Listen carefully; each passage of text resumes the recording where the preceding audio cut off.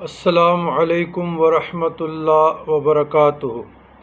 اللہم صلی علی سیدنا محمد وعلی آل سیدنا محمد وبارک وسلم بعدد کل شیء معلوم لک۔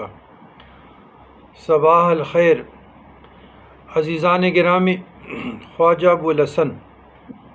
نوری کے مستند مجموعہ میں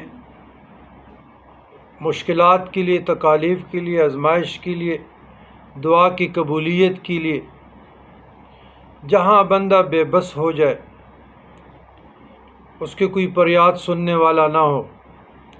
بے قرار، بے چینی، بے سکونی بڑھ جائے، کوئی رستہ نظر آئے، تو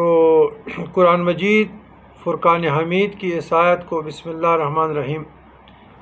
امن یجیب المضطر اذا دعاہ ویکشف